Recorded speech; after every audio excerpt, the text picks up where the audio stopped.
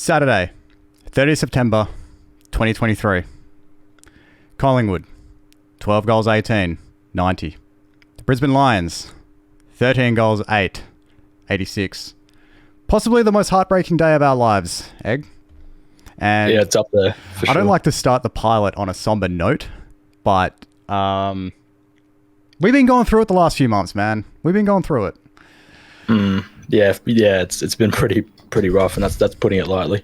It has been really rough. We sort of made up for it at the end of the start of December. Sorry, with the women getting their one up, but unfortunately there is a scar in our hearts right now that doesn't look like it's going to be healed anytime soon. Hopefully, but the 2024 season is upon us now, and myself, Jack Wallace, here with Egg Footy, we are going to. We're gonna put a new spin on the Brisbane Lions this year. We're gonna have a lot of fun talking some Lions. We're gonna be just doing it with a fresh new perspective. I think talking about the grand final right on a live mic is going to be something we do a lot this year.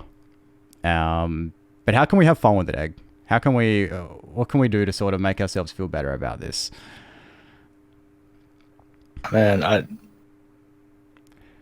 I mean, it's a tall fucking task, like considering how it all went down. I guess we got there, like that is, like it took us 21, almost 20 something years to get back there, and we put in a pretty decent effort. You know what I mean? Like we were able to leave the MCG with our heads held high. You know what I mean? Like if we got done by 100 points, like a Port Adelaide or a Sydney the year before, I would have gone into mourning. I would have quit YouTube probably, but like if we lose a grand final by 4 points to the best team in the competition where literally everything goes against us, like Ashcroft gets injured, Jack Payne gets injured, we're playing in front of 70,000 hostile fans, like our flights get delayed going into Melbourne because of a big storm. Nothing goes right, and we still lose by less than 4 points.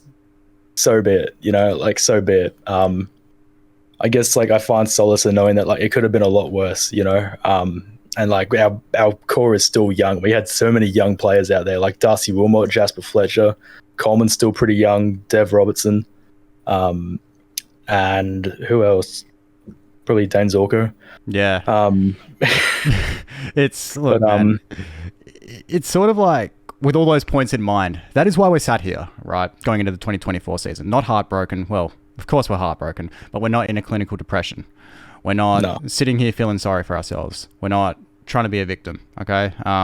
We know the risks that come with following your favorite sports team week in, week out, and becoming emotionally invested. The days like the grand final, that right there is why we watch footy so much as we do, and why we love the club as much as we do.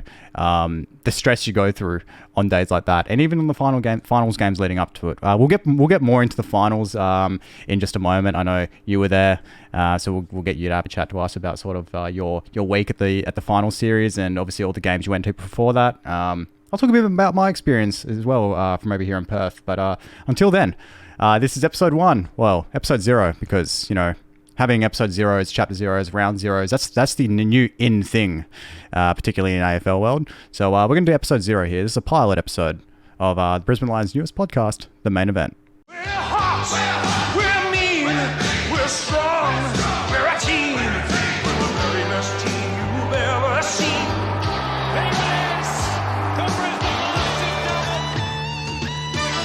Yes, that is right. Another Brisbane Lions podcast, a new one, a fresh new perspective on our beloved Brisbane Lions. My name is Jack Wallace, and I'm here with Egg Footy, my awesome co-host here, who's been absolutely killing on YouTube. I thank you for jumping on this podcast with me, dude, and willing to talk some Lions with me each and every week. It's going to be a lot of fun.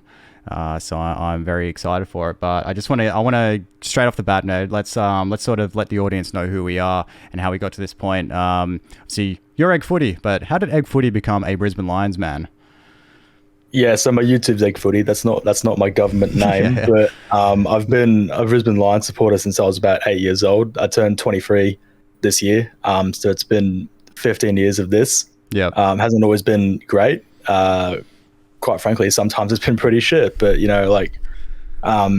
for me, it started. I remember it vividly. My parents took me to a game in 2009. This was Michael Voss's first year as coach, and we were playing Port Adelaide at the Gabba, and we were down by about 40 points. And my mum bought me a little flag from the shop to wave whenever Lions kicked a goal, and Port Adelaide got up by about 40 points, and I didn't get to wave my flag a lot. And I'm thinking, well, this is shit. And then we just had this massive comeback from 40 points down, and we ended up winning the game. And then that helped us get into finals that year.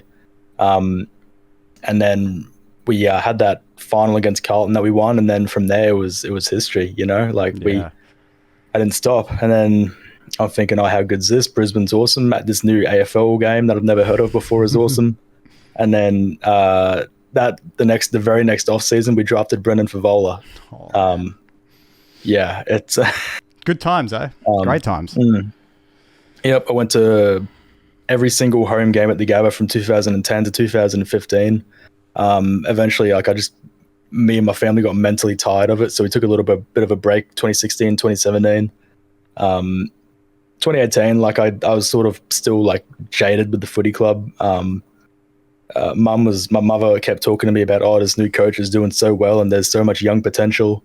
I still wasn't 100% convinced. And then 2019, we went to the first game of the season against West Coast, and we won, and they just won the premiership. And like that's the first time in like ages I've been able to go to a game and like really have fun, you know. And then that's when I realized like there's something's happening here. This is good. Went to a few more games that year. We went to Richmond final, which wasn't very good, but that was the first time I'd ever been able to watch Brisbane in the final live, you know. So absolutely, I was still grateful. And then we've been slowly building up over the last couple of years. I've been to some really great games. I've been to some really shit games. Been to a lot of finals. The Bulldogs final in 2021, the Richmond final the very next year. I've got video of my phone on me celebrating after the siren, and like I dropped my phone and it's just like a black screen for 40 seconds. And then, that was fun. We went to all the finals this year, including the grand final, which was monumental. And then, like had my parents not taken me to that game in 2009, I probably wouldn't be following Brisbane, and I probably wouldn't be making YouTube. Yeah, man. It's like a little domino. The sort of the trajectory of the club over the last, like, let's say, what year is it? 2024. Let's go 2014, 2015. We'll go the last decade or so. It has been insane. So you mentioned that West Coast game. And I feel like that's one of my footy core memories right there, because me being in WA, I went to my mate's house, who was, of course, a West Coast fan. I'm going to try my best not to rip on Freo too much on this podcast. So for those not knowing, this is actually our second time doing a pilot episode. And I may or may not have made some hot takes about the Fremantle Dockers this year, just out of my pure bias from living in WA. But anyway, it's not important. That game is one of my core memories. I went there expecting, the same old shit. We're going to go in there. And don't get me wrong, there was like signs of improvement in 2018. Like I knew we were going to be coming at some point with this team. I didn't think it'd be that quick. I went to that game, to my mate's house for that game, thinking it was just going to be an absolute, just same old Brisbane Lions. Man, it was anything but. You've been to some awesome games, man. Like, you were so fucking lucky.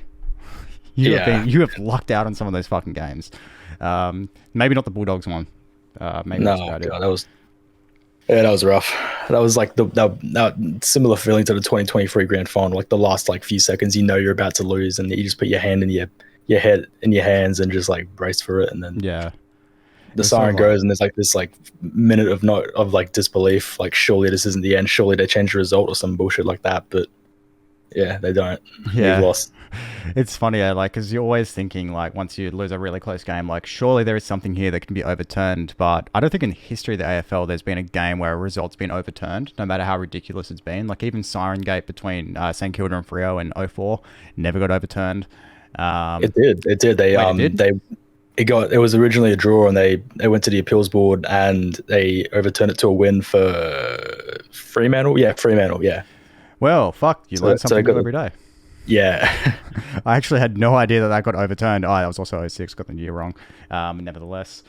It has to be the only instance in history, I think, for sure. I would say it would be, because that was the only, when I was using that as an example, I was like, that's the only thing I can think of that has a solid ground for a result to be overturned. Everything else is sort of really like, stupid, or it's a grey area, or it's like a really funny one, whereas Siren Gate's one of those things where it's like, well, it just shouldn't have happened.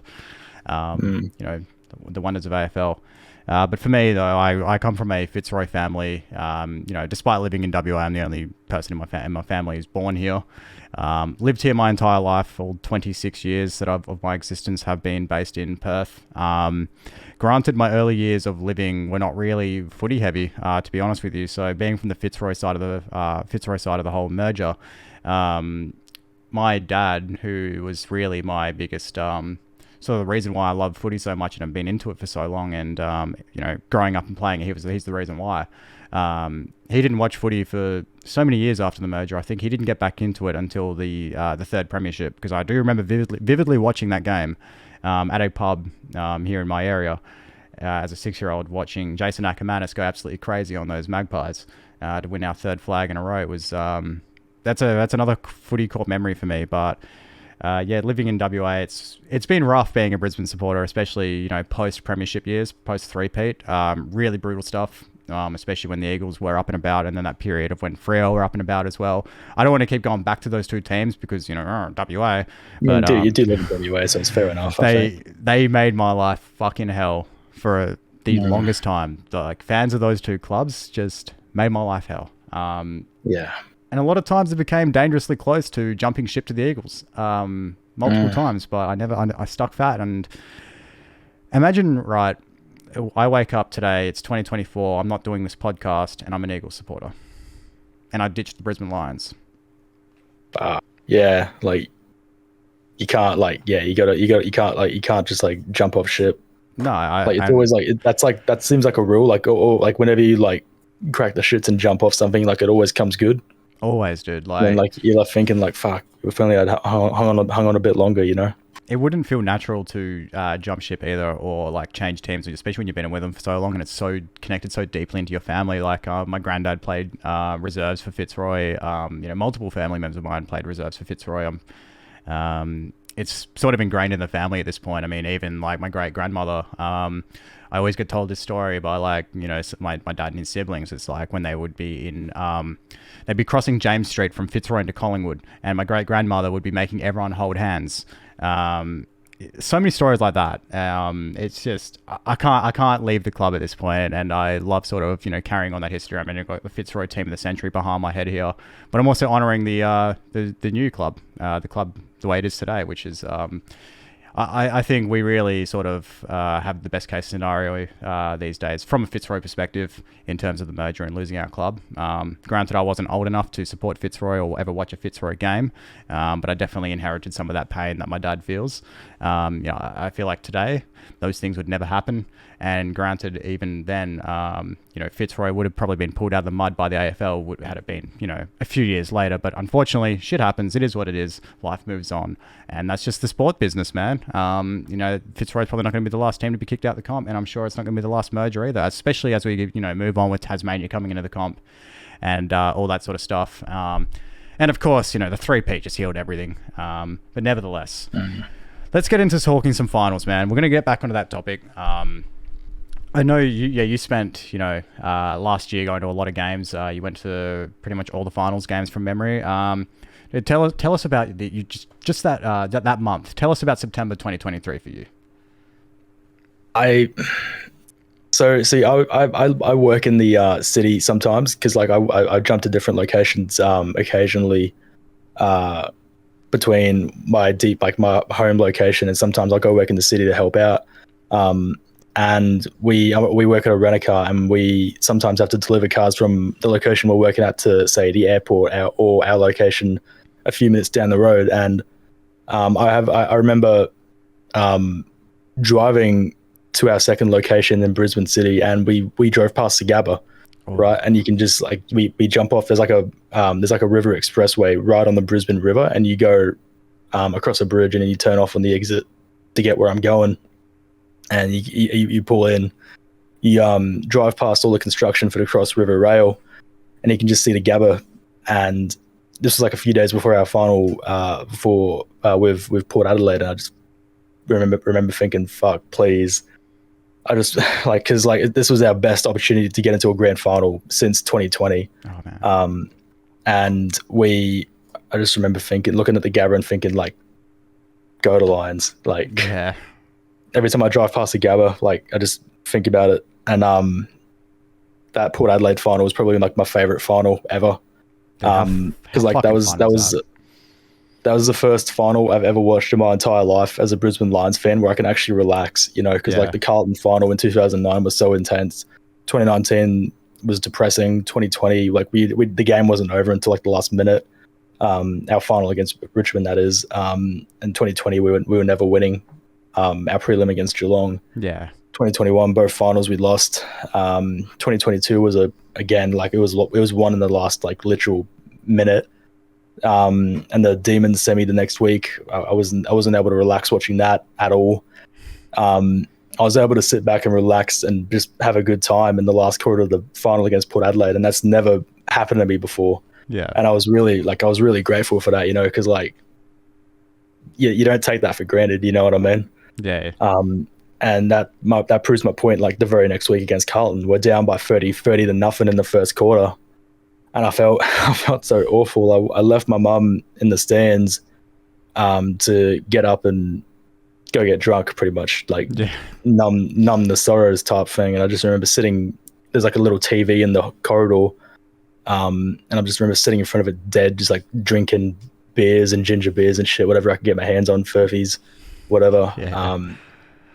And Hipwood kicks his goal to start it off, and then I think, okay, like we've scored in the first quarter. That might be the start of something. And then sure enough, we came back and we were able to get into the grand final. And that, even though I was absolutely hammered when the final siren went, that feeling of like we actually got into the grand final. You know, we've come close so many effing times, and like we're actually doing it.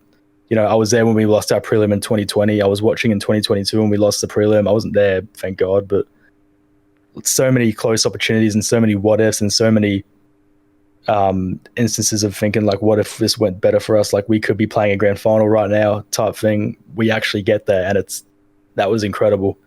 That was awesome. And then we got to grand final. We were lucky enough to be September members. And me and my mum went down for the weekend. Thursday was a very bizarre start to the week for a number of reasons. I cover it a bit in videos on my channel, but yeah, I had an incident with another creator. Wasn't very fun. Oh boy, that's a whole can of worms. That's the reason why I've got my face cam on right now. I was an anonymous creator, for anybody who doesn't know watching this. I was an anonymous creator all of last year and all of 2022. But now I'm not, for one reason or another, and that ties into what happened that Thursday. Friday was pretty cool. We got to go to the training in the morning, and we filled out the entire bottom section, like half of the bottom section of the MCG, just Brisbane supporters watching them train, and like that was awesome.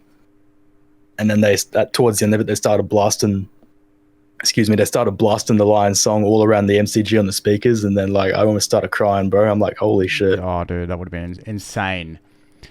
Yeah, it was awesome, man. And then the parade was pretty good. I met Nick Maxwell, took a photo of him. He was really nice. Like I know he's a Collingwood player, but he was really nice because like I had my Fitzroy scarf on, and he's like, "Oh, I assume you just want the Premiership Cup." And I'm like, "Nah, of course not," because like there was like a little area where you could take photos of Premiership Cups. Yeah. And I was in line after the parade because like it was really light. So I'm thinking, hell yeah, I can get a quick photo with this Premiership Cup. Nice little photo op. And then Daisy Pearce came and talked about herself for 20 minutes, and then held up the line. And then she stayed around to take photos of people with the Premiership Cup. I think it was only like 3 people, and then she left. And then Nick I was right up at the front of the line, and then Nick Maxwell comes and does the same thing. He takes about 10 minutes less. Well, it felt like 10 minutes less anyway. And then he stayed around to take photos with people, and I was the first one up. And then he fucking sees me with my Fitzroy, and he's like, "Oh, I'll jump off if you want, man." I'm like, "Nah, for God's sake, nah." No, dude, it's Nick fucking Maxwell. And then his face just lit up. He's like, "Oh, hell yeah." And then, we took a photo. It's on my Twitter if anyone wants to see it. But it was really good. And he's like, we just said to each other, "Good luck, man. Thank you." And then, it was a good day. And then Saturday obviously was a game. One of the better grand finals you'll ever see, which again, I find solace in knowing that we played our clackers off, and even though we didn't win, like we showed everybody that we belonged on that stage. We belonged in that game. We weren't just like lucky, or we weren't just like a fluke. Like we were two of the best teams in the competition going at it, and I find solace in knowing that like we were able to like show everybody, and I think we gained a lot of respect from everybody as a football club. Yeah. People like before that, people saw us as a joke. Even when we were getting good, like people didn't really respect us, and it took that grand final to like really show everybody that we are good and we are capable of some great things. And even though the result is difficult, like I can cop that. Yeah. You know, like I can't tolerate us losing by like 100 points or some shit like that. And like just embarrassing ourselves, but like that I can tolerate. Yeah, absolutely. And we went to the grand final after party afterwards. I was in the mood you'd expect. We got to meet the players as well, which was cool. Briefly chatted to Chris Fagan, and I said to him, "Man, thank you so much for what you've done. You've made being a Brisbane Lions supporter fun for the first time in ages." Yeah. He seemed to be genuinely touched by that. Grabbed a quick photo of him and a few other players. I didn't want to take too much of their time, you know, because like they obviously wanted to be like anywhere else in the world other than like with a bunch of these people in a room, like Brisbane Lions supporters after they just lost the grand final. Like they wanted to be like in their rooms, holed up away from everybody, away from the world, processing the emotions and feelings. But they were out there giving us the time of day, and I really appreciated that. And I think I speak for everybody in the room at that after party. We all really appreciated it.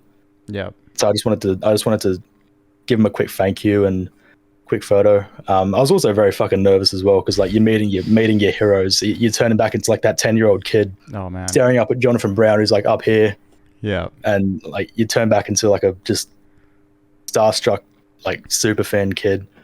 But yeah, like that was a bittersweet ending to the night, because I was able to express gratitude to these guys who played amazing, and they represented us really well. And yeah, so I'm glad I was able to do that. And then yeah, Sunday was pretty chill. We watched a movie, got on a plane home, and then yeah, that was it pretty much.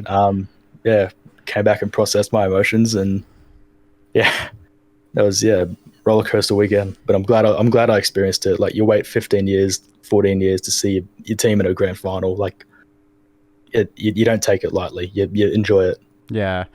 Even though we lost, like I feel like to a degree, I will regret not being there for the first. Assuming that we play another grand final again the next year or two. I feel like I'm going to regret not being there for that one. That was, as you said, you take solace in, you know, we played in one of the all-time great grand finals. We were the Collingwood of 2018 in this instance.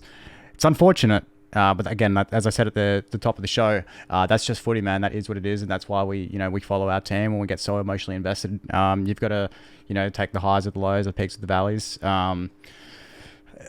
We couldn't have asked for anything more, man, because it's just like you can't control the Jared Berry 50. You can't control the missed umpire call. You can't control any of these things. The emotions of the game at that point are so intense. You just can't fault people, and I've been getting really shitty. Like, and this is a quick sidebar before I tell my experience about the finals for me over here in WA. But it's just I get really upset when I see people just bagging on Jared Berry for making that mistake with the 50 meters penalty.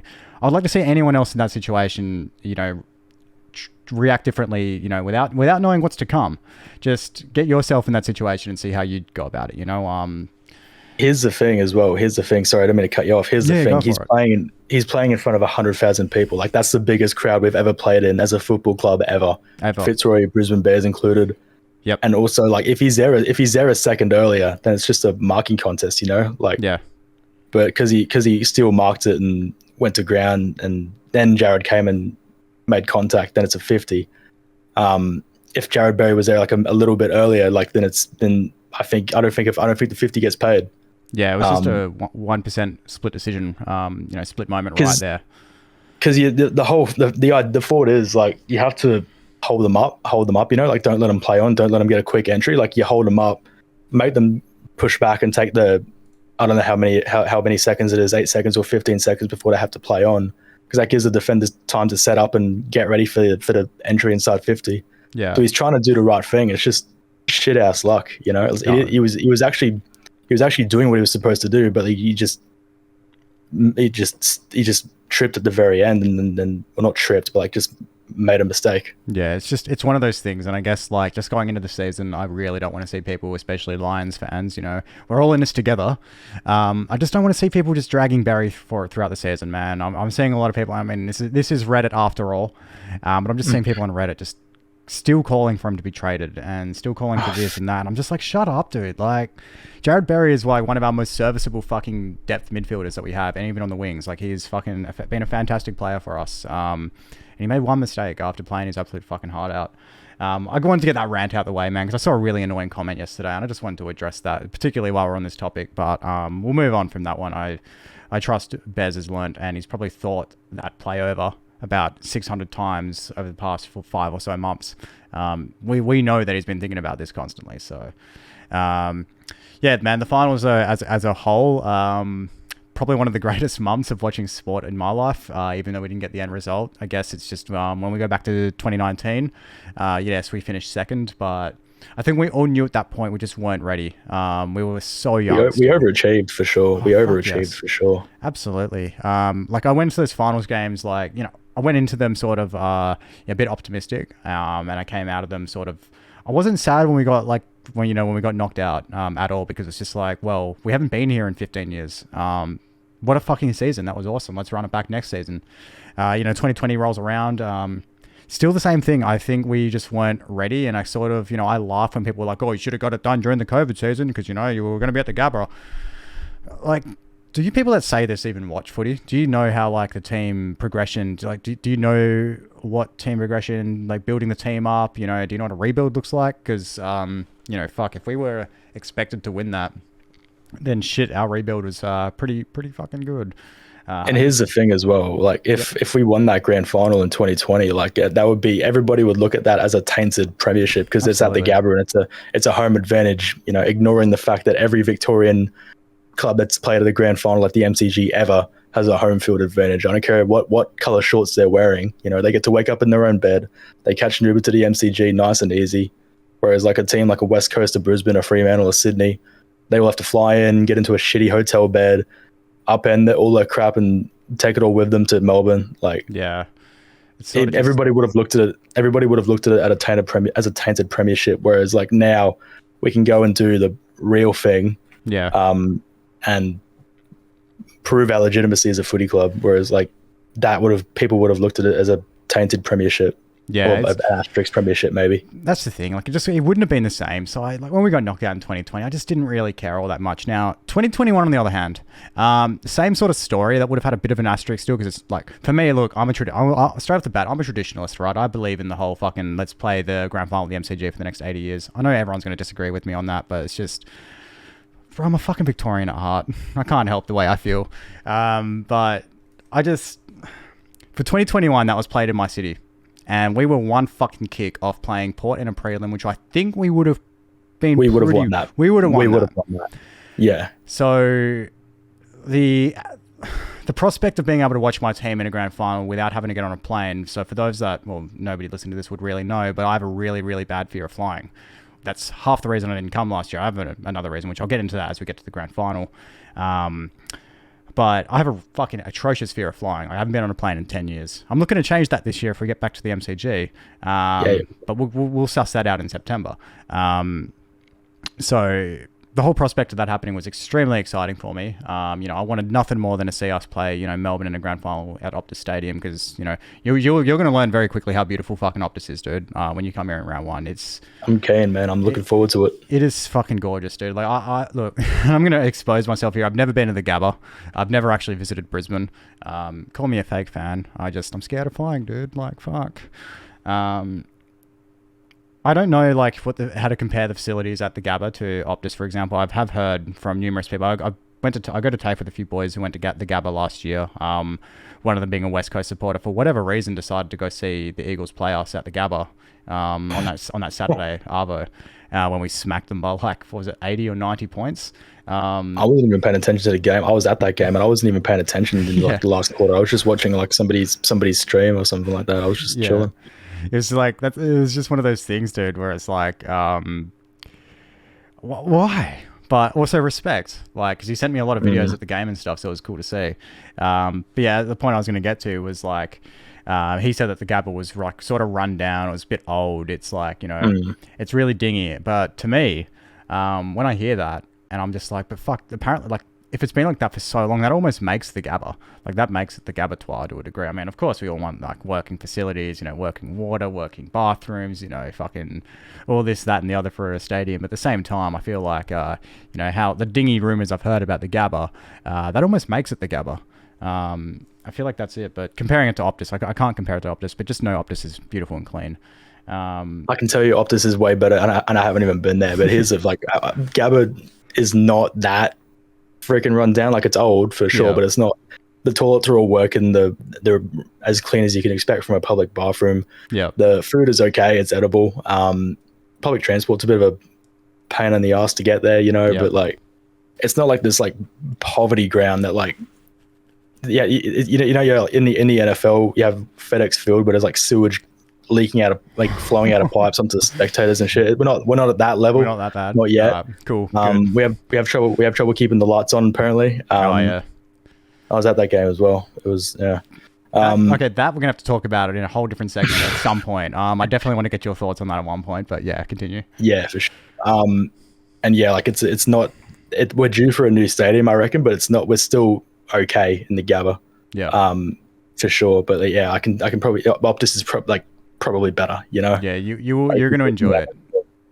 But yeah, to be able to see the boys play there in a grand final would have been amazing. The facilities are awesome. It's just as well just the production there. You know, you got all the LED screens, which all arenas in Australia do now, most stadiums per se, because it's not a fucking roofed arena or anything like that. But I don't know, dude. It's fucking nice and clean, and just, you know what I mean in terms of like how Australia, right? This is so weird. I don't know how I'm going to explain this. Australia always seems to be sort of like a little bit behind the rest of the world in terms of like high quality public spaces. I feel like the country as a whole, it's so fucking weird to say high quality public spaces.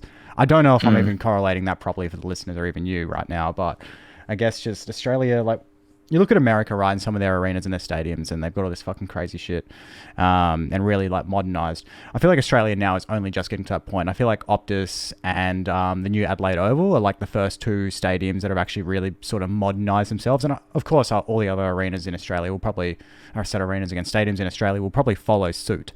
You know, the SCG has had their renovations. You know, GMHBA's had their renovations of the last year. So I think this will be the first season we actually see a finished and completed renovated GMHBA. But so we're getting there. And I would love to see the Gabba sort of get the same treatment. But at the same time, it's also like, I don't want us to get kicked out of the Gabba and, you know, move to the showgrounds or the RNA or wherever they've been saying they're going to do it. No.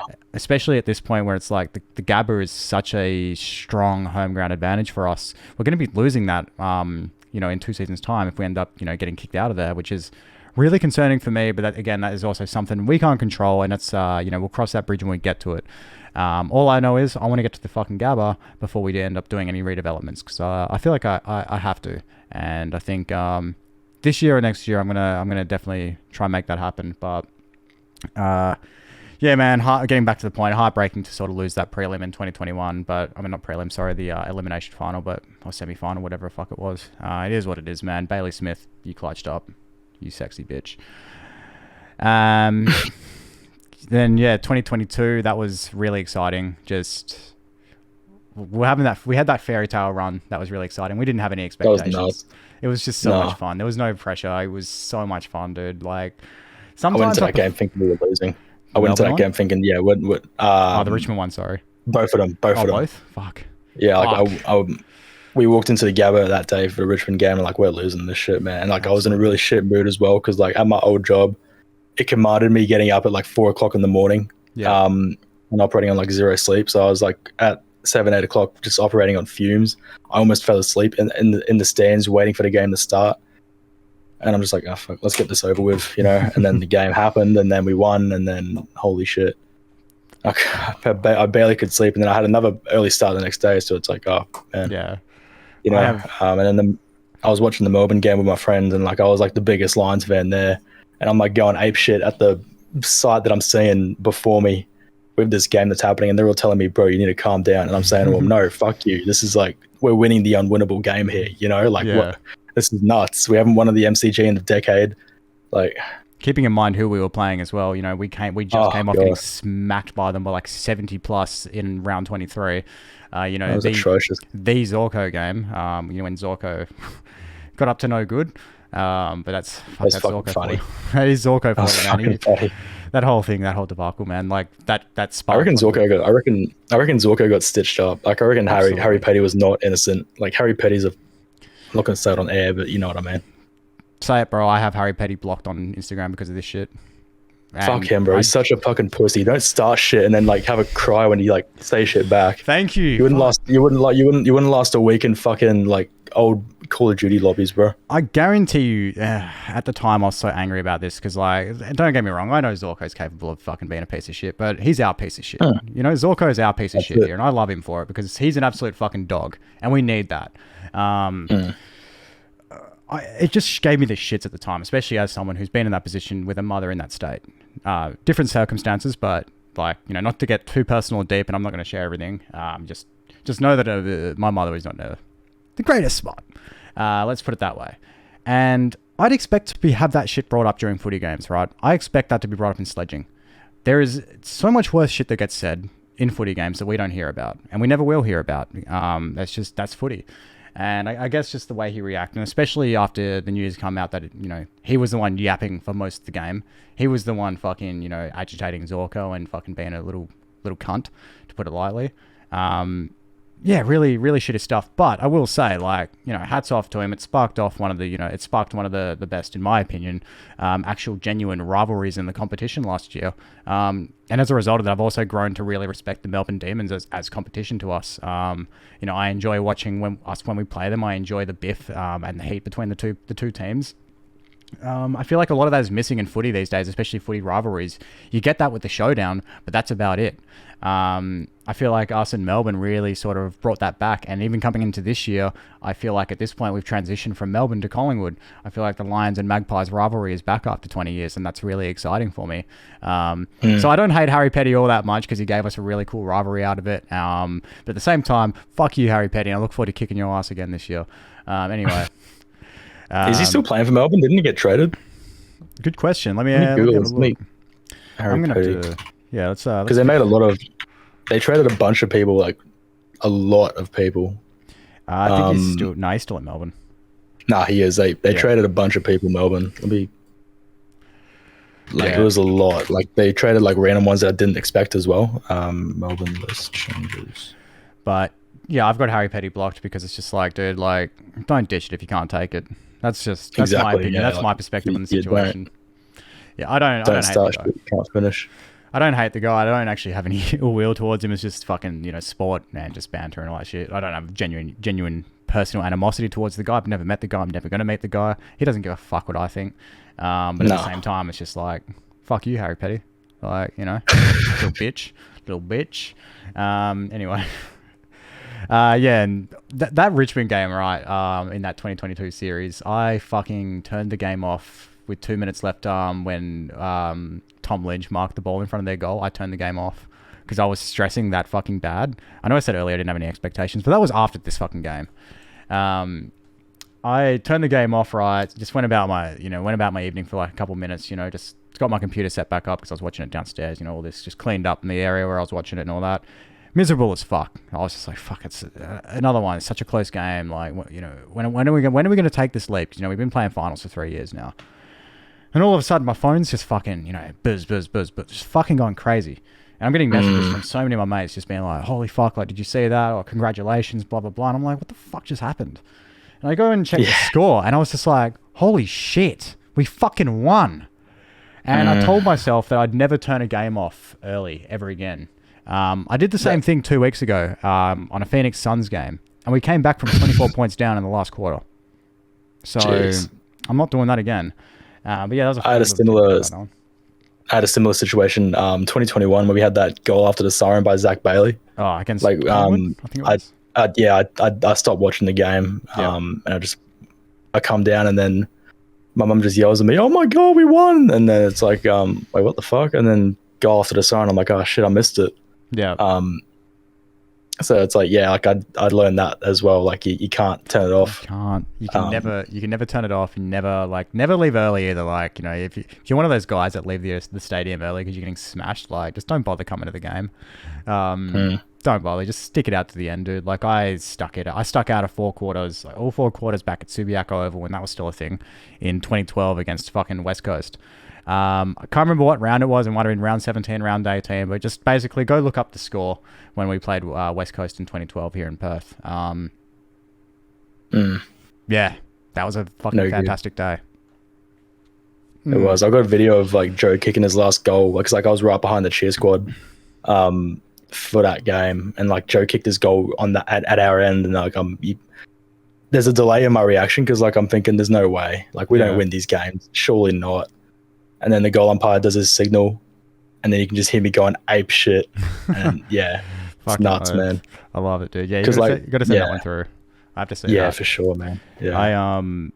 Getting back to this year's final series before we move on to the season ahead, we'll just quickly put a little bow on this one. I did want to do a whole episode sort of dedicated to last year's final series, but at the same time, it's sort of like we're getting so close to the season now. Let's just fucking let's pile it all in here on the on our pilot episode here, the Jack Payne episode.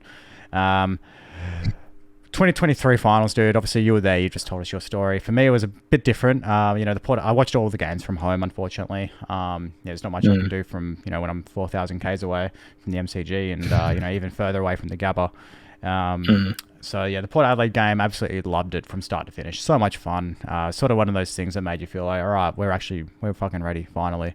You know, you win that game, you know, you get the 2 weeks off. You know, that 2 weeks was fucking long. Get to the Carlton game now. Another reason why I couldn't attend the grand final that year or last year was because I was working at the Royal Show in Perth, which runs, you know, at the end of September every year, which is the fucking worst timing because every other city in Australia has the right idea and decide to do it, you know, during Easter and all that. We do ours in September for some reason.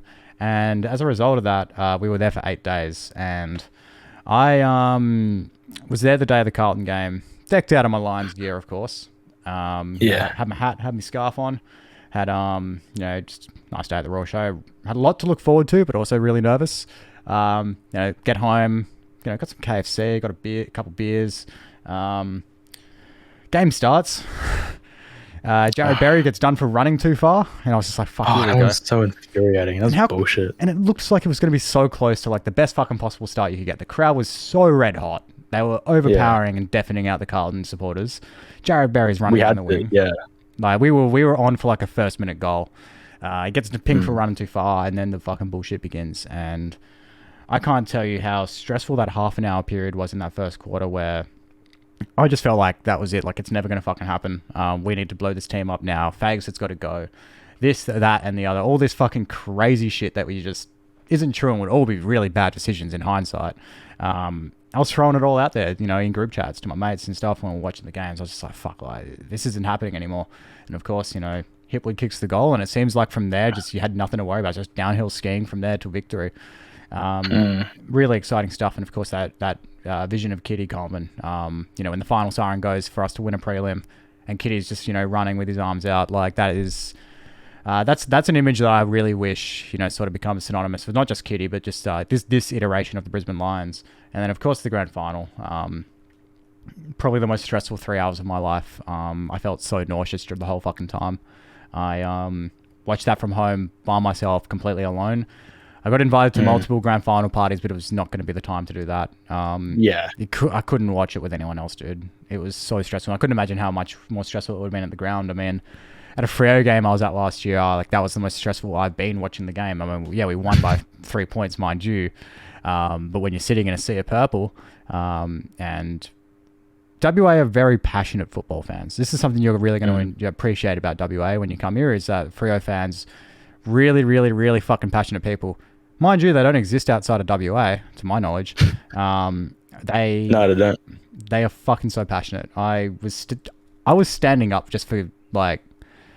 someone, I think it might have been Hugh, kicked a goal or whatever, and I started standing up and just fucking going off. Like, I won't even lie, I was half pissed as well. A bit obnoxious. But I was standing up, you know, clapping my hands, fucking just going crazy every time I got a goal, and embarrassing my Freo friend that I was with. And I just had fucking people just behind me, just fucking screaming at me, calling me a fucking dickhead, like telling me to fucking go back to Queensland, fucking all this, man. Like they can be fucking feral, but at the end of the game, they all shook my hand, except for one guy, which I'll get into that. That's an off-stream story. Yeah, there was one guy who really had the shits with me, and I'll send you the video of it because it's fucking hilarious. But if we start a Patreon, we can tell it on the Patreon. Ideas, man. He's an ideas man, everyone.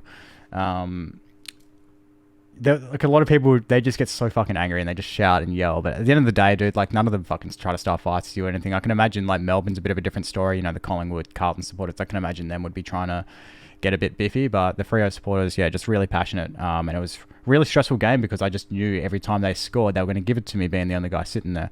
But again, that's the difference. The most important part was at the end of the game, they shook my hand. They just said, great game, good luck in September, blah, blah, blah. All that, then the other, and you just move on. That's what I really enjoyed about it. But still, though, being in that environment is really stressful. But yeah, man, let's we'll start looking to the season ahead, man. Obviously, we've had some preseason or intra-club games sort of announced. Our first one is coming up. I didn't fucking write the date down for these on the run sheet, and I'm an idiot. But I know that they are coming up very soon. I might have to quickly pull those up. Either way, we've got us playing the Gold Coast, the first one up at Brighton Homes Arena from 5 p.m. Really exciting stuff. I mean, last year I watched the practice match we had against Geelong. Will Ashcroft was fuck off impressive in that game. Yeah, do you care about the preseason at all? Like, or are you just aching for round zero or whatever we're calling it? I'd love to see, like, the sooner I can see footy's back, the better. You know, you can't read into preseason too much, although I probably end up will because I overthink shit too much, especially with footy. Yeah. I might end up going to the Brighton Homes Arena one because, like, I can get to Brighton Homes Arena reasonably easy. Like, it's an hour's train ride from where I live. Yep. So I might get amongst that, but yeah, it's you can't get too worked up over it. Otherwise, like, you set unrealistic expectations or unrealistic worries for the regular season, and that's when they bring their A game. You know what I mean? Absolutely. Yeah. I think it's going to be interesting to sort of see, like, because we're going to be getting the first dose of a Dimmer-led Gold Coast Suns, which for us Brisbane fans, right? How do you see the Q clash? If we have any Gold Coast Suns, go on. I have a soft spot for the Gold Coast Suns. I want to see them succeed because that means the success of the Gold Coast Suns means it's a better situation for AFL in Queensland. You know what I mean? When it comes to Q Clash, fuck the Gold Coast Suns. They're an irrelevant fucking club, and I hate them. And they should stay in the shadow of our shit where they belong. But other than that, you know, like, good on them. I hope to see them play finals this year. Yeah, I hope so. They're so overdue, dude. I thought last year was actually going to be the year. They've got such a talented fucking list when you really break it down. But they sort of just still get looked at as a joke because it's the Gold Coast Suns. But I think it's time that they sort of get the a bit of recognition here. 'Cause, you know, last year's Q Clash at the second half of the season, they kicked our fucking asses. They wanted that so bad. We didn't look interested in being there at all. And I don't know what all that was about. I'm not in the club. I can't ask the boys, but didn't look right. And there was a lot of signs of that last year, where the boys would be coming into games thinking it's already a win, or thinking, the complacency, they'd be coming in complacent, and it's just like, that's got to really change. And especially if Gold Coast are going to have a really good crack at the comp this year, we got to be on our game when we play them. The Q Clash isn't just a gimme for us anymore. I feel like the Q Clash is genuinely going to be, it's going to turn into a new showdown or a new derby, hopefully. I know that's the AFL and the AFL Queensland's goal, is to make it to that degree. And I think it's very capable of it. So I think as much as we don't like Gold Coast on this podcast and in general, we also need them to succeed. And we kind of want to see it succeed too, because, I know I'm in WA, but, I'm really rooting for, Queensland AFL. My team is based there. I kind of have to. So I'm very interested to see how they go this year, especially with Dimmer Hardwick sort of, leading the charge. Yeah, for sure. I find that's a very exciting change for the club and even just the AFL. And Dimmer himself, man, like, he was talking about his time at Richmond, and by the end of it, he was so fucking burnt out. And I think this is going to be a really, fresh start for him. So, really excited to see that game go down at Brighton Homes. Wish I was going to be there. I would love to visit Brighton Homes Arena one day. What's the facilities like? Really What's that like? It's beautiful. It's right next to where my old uni was when I was studying to be a pilot. So I know the area reasonably well. I got to watch it be built when I was driving to and from university. It's a beautiful area. It's exactly what the footy club needs. Because we were just training in the basement of the Gabba initially, you know what I mean? And the Gabba's was starting to show its age. And I think, that's a really, really big advantage for us. So I'm really glad we have that, and it's probably one of the club's better investments for sure. Yeah, and I did notice as well. There's like 12. There's 11 men's flags hung up there. Yeah, I'm looking into the camera as I say this. There's 11 men's flags hung up there, and 2 women's flags up there. So better update those history books. Anyway, I know there's a few people. I think they should be counted. Count Brisbane Bears reserves, men's reserves win in 1991. Count Fitzroy's 8 flags. Yeah, I don't see why not. It doesn't make sense to me. Maybe they want to downplay Brisbane, I guess, but I don't know. It seems disrespectful to Fitzroy for sure. The person I debate with this all the time on, I know is going to be listening. Half the reason I brought this up, just because I want to rant about it for the record, just for the next couple of minutes before we do move on. I feel really passionate about this topic because, again, I come from the Fitzroy side of the family, and I feel like our history is constantly shit on. Same with the Bears. I don't feel like the history of either clubs is very well, maintained and very well, respected on either side, especially by the AFL. As far as the AFL is concerned, Fitzroy and the Brisbane Bears never fucking existed, which is bullshit to me. A merger, right? So a merger is when you got two companies, 2 clubs, 2 whatever the fuck they are. They come together to make one. They're bringing all their assets with them. Everything from the history is coming together into one. And I think that's something that a lot of people really have a hard time sort of remembering here and trying to, accept. Yeah. And I have this debate with a lot of fucking people in Perth. I don't know what it is, but and this is more for Freo fans, but I have heard a lot of West Coast fans say the same thing. And I'm sure there's probably people in South Australia who also feel the same thing. I feel like this would be a thing Port fans would really care about. They all believe, right, that before 1990, none of that should fucking count. It's 1990 onwards. And I see their argument because that's when the name of the comp changed. But that's just a name change. That's not a whole new competition. That's just changing the name from V to A. Crazy concept, right? You're including the rest of the fucking country in your competition. It's not just a Victorian league anymore. It's going national. That doesn't erase any of the history. It mind boggles me that we still get told we've only got 3 flags when, we're a team with one of the most in the whole competition. Here's the thing as well. Like everybody else's flags pre-1990 are counted. So, and where ours aren't. Yeah, so either they all count or none of them count. You can't just exclude us because they were won before 1990. That makes no sense. Look, I'm all for wiping our Fitzroy flags if that means, everyone else's flags pre-1990, as you just said, are not going to count. That's the only time I'm going to with that logic, Collingwood have 3 premierships and they're tied with us. Exactly, man, exactly. Like it mind boggles me that this is even a fucking debate. I see it too often. You know how 7AFL's been running these like history of the club posts on Instagram lately, or it might be Fox Footy that's doing that. Fox Footy, I think, yeah. Yeah, I think it's Fox Footy, judging by the graphics and shit.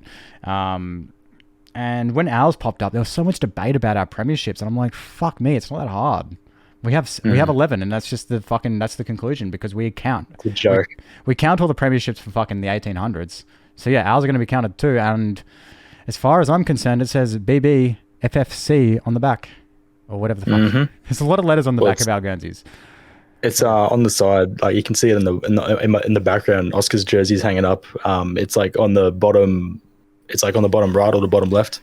Wonder if I have it on any of mine. No, I don't. No, mine's on the back of this one here. I know that, but yeah. Look, I don't know. I just want to set the record straight on that one. It's a debate that's going to haunt me till the end of time living in WA, but I'll always be batting for our 11 flags. At the end of the day, though, at least we have 3 that are fucking you can't argue against. So there's that. Oh no, yeah. Nobody can take that away from us as much as they've tried. As much as they can try and as much as everyone would love to, they can't take a 3-peat away from us. But yeah, moving on, man. We've got Sydney in our second game on February the 29th from 4:10 p.m. Eastern time. So it'll be a 1:10 start for me. Really early to watch the footy, but that's great. Interesting one there, man. I think Sydney are going to absolutely kill it this season. I think they made a lot of good pickups and have bolstered the list back up. I think they just needed last season to sort of just get past the whole, the premiership hangover. couple of list adjustments Grand here. final hangover. Yeah, grand final hangover. Fuck Premiership. What am I talking about? They fucking got smacked.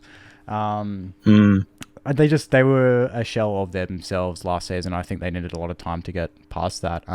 Yeah, how do you feel about us playing? Well, how do you feel about Sydney? I have a soft spot for Sydney as well because my grandfather supports them. He went to their first game when they first came to Sydney at the SCG. Sydney never go away ever. Yeah. Like you historically, every other team that gets smacked in a grand final, Port Adelaide, GWS, whoever the heck, Melbourne in 1989, Melbourne in 2000, they always fall off a cliff and you never see them again for a couple of years. Sydney never go away. Even after 2014, they were back in the grand final in 2016. So who knows? Maybe they'll be back in the grand final this year. Who knows? Like it can be anything. Yeah, I think they're going to have a pretty decent season ahead. They are a team I'm sort of, keeping a tab on. I think they're going to be able to take it to us, in my opinion. Look, I really don't want to get too cocky here. I don't even want to give too much of my season previews away because that's going to be for next episode. But I really don't. I don't think there's many teams in the comp this season that are going to be able to take it to us, but Sydney is definitely one of them. That's a team to watch right there, especially if you are neutral. They're going to be really exciting, and I think they're going to beat a lot of really fucking good teams and make a decent run to the finals. I don't know if they're going to be, flag sort of material by any stretch. I think us and Collingwood are just going to be too much for most of the comp. That is an early prediction, of course. I do genuinely believe that us and Collingwood are probably going to be the far and away the breakaways in the top four. But I think Sydney are not going to be very far behind, dude. We'll go easy on those predictions for now because I know the next episode we are going to do a season preview. We'll talk through our ladder predictions. We'll talk through some of those games that we have coming up in our predictions for them and whole lot of heap of other stuff. We've got a lot of exciting stuff planned for this podcast. We want to do some post-game live shows on YouTube as well at some points potentially. When we're both at home for home games, or we might do watch parties instead. We'll figure something out like that along the lines and make it a really interactive sort of show for those that do choose to watch on YouTube. For those on the audio platforms, of course, get over to our YouTube, man. You might be missing out on some stuff. There's only so much you can do on audio platforms. So, and there's also just like, we want to make the show just fun and entertaining. It's sort of like, the front bar if it was for a certain club. I don't fucking know. I don't know at this point. It's just it comes naturally. We'll figure it out. It does indeed. Look, just know we want to have a lot of fun with this show. We don't want to be, just your standard analytical, bullshit podcast. Like we've got a lot of those already. The Raw Deal also do a fucking fantastic job of that. So I don't want to step on their toes too much. Not to plug another podcast or anything, but they're the analyst guys, analytic guys. Fuck, there we go. I can't talk. I think that would be us for now, man. I think we'll be back next Monday. I think that's what we'll do. We're going to come back next Monday. We're going to give you guys a season preview and just go through some of the games. As I said, we'll just talk some season predictions, talk about the ladder, talk about any other stuff we think might pop up. I know there is a segment I'll do next week called, off-season changes we're not going to be quite used to. And I'll leave you guys to sort of think about that one and think about what I could come back with. Do you have anything, Egg? Do you have anything for me? I'm really excited for the start of this podcast. Like it's already been like really positively received by everybody. I was looking at the Instagram before. We already have like 100 followers on Instagram, and the Brisbane Lions are following the podcast now, and we haven't even released an episode yet. 109 followers. Yeah, they're following us on Instagram now, and like we don't even have an episode out yet. If you're for a new podcast to have 100 followers before you've even released an episode, like that's huge. Like that doesn't happen ever. Really so I think I'm really excited about the future of what we can do here. It's gonna be really good. Yeah, it's going to be an absolute awesome time, man. I really look forward to sort of, doing the show with you. I look forward to talking Lions as well, having a place to vent about the Lions. And of course, as time wears on and we, do these, if we end up going live on YouTube and all that, that's going to be so much fun as well. Just interacting with the chat and seeing what everyone else has to say, in the moment about, the game result, or even if we're doing live watch parties, just seeing the reactions of, our fellow Lions fans, and even I'm sure there's neutrals that'll jump on and join us and all that sort of stuff. So yeah, it's going to be a really fun time. The club's followed, the club's on board, which is fucking unbelievable. That's nuts, man. Tip my hat to the admin for following us because that's awesome. I couldn't, when you sent me that, I was like, fuck, are you serious? Like I had to double check. It's a lot of fun, dude. Blows my mind, bro. Blows my fucking mind. Me too, man. If you do want to, join the Brisbane Lions and following us on our socials, at at Main Event Pod. That'd be where you can find us on Instagram, and from there you can find the rest of our handles. I think Instagram will be mainly sort of our main point of call in terms of social media. Of course, we do have a TikTok. We are going to have a Twitter. We'll go from there, man. It's going to be a lot of fun. It's going to be a massive season ahead. I am fucking just counting down the days to a footy season. I hope you guys are too. I have been Jack Wallace. This has been Egg Footy, and we have completed our pilot episode of the main event. So much more to come this season, guys. We'll be back with weekly episodes every single week, of course. Till next time, we'll see you down the road.